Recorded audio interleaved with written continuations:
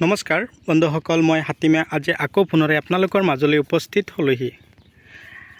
তো বন্ধুসকল, আজি মোৰ আলোচ্য বিষয় হাইব্ৰিড জাতৰ পটলৰ খেতি। তো হাইব্ৰিড জাতৰ পটলৰ খেতি আপোনালোকে কি পদ্ধতি মতে কৰিব, 2025-26 বৰ্ষৰ কাৰণে মই পটলৰ খেতি কৰাৰ কাৰণে আজি মই নতুন ভিডিঅ' এটা আপোনালোকলৈ আপডেট দি দিলোঁ।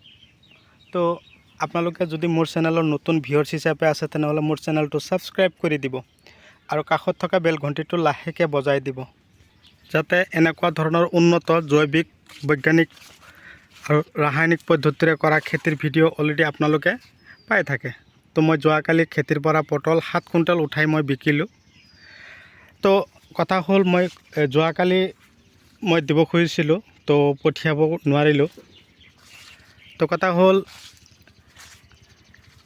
আজি মই গোলাঘাটলৈ ৰঞ্জিত শৰ্মা দাদালৈ মই কি কৰিলোঁ, এই লতিবিলাক পঠিয়াবৰ কাৰণে প্ৰস্তুতি লৈছোঁ।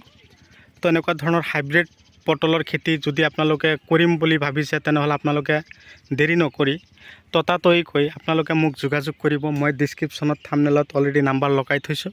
আপোনালোকে তাৰ পৰা মোৰ নাম্বাৰ সংগ্ৰহ কৰিব। সংগ্ৰহ কৰি কিনে আপোনালোকে ফোন মাৰিব। মই আপোনালোকক এনেকুৱা ধৰণৰ হাইব্ৰিড জাতৰ পটলৰ লতিবোৰ আপোনালোকৰ কাৰণে পঠিয়াই দিবৰ কাৰণে প্ৰস্তুতি ল'ম।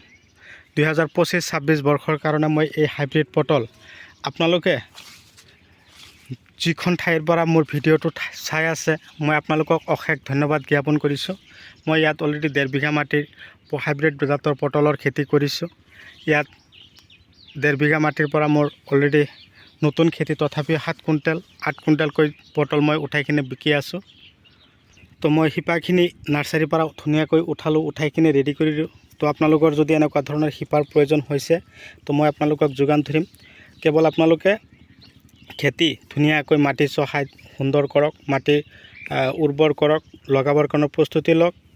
মই আপোনালোকক এনেকুৱা ধৰণৰ পটলৰ শিপাবিলাক যোগান ধৰিবৰ কাৰণে প্ৰস্তুতি ল'ম। তো আজি গোলাঘাটলৈকে যে পঠিয়াই আছোঁ ৰঞ্জিত শৰ্মা দাদালৈ, দাদা যদি আপুনি মোৰ ভিডিঅ'টো চাইছে তেনেহ'লে আপোনাক মই অশেষ ধন্যবাদ জ্ঞাপন কৰিছোঁ। তো দাদা আপুনি এনেকুৱা ধৰণৰ খেতি কৰক, উন্নত ধৰণৰ খেতি কৰি আপোনালোকে সফল হওক। ধৰক এবাৰ যদি আপোনালোকে এনেকুৱা ধৰণৰ পটলৰ শিপাবিলাক লগাই গছবিলাক গৈ চাঙত উঠাই দিব পাৰে, একেৰাহে আপোনালোকে 5টা বছৰ একেৰাহে বিকি থাকিব আৰু খেতিত এনেকুৱা ধৰণৰ শিপা লগোৱাৰ কোনো প্ৰয়োজন নাহিব। তো এই পদ্ধতিমতে আপোনালোকে খেতি কৰক, সফল হওক।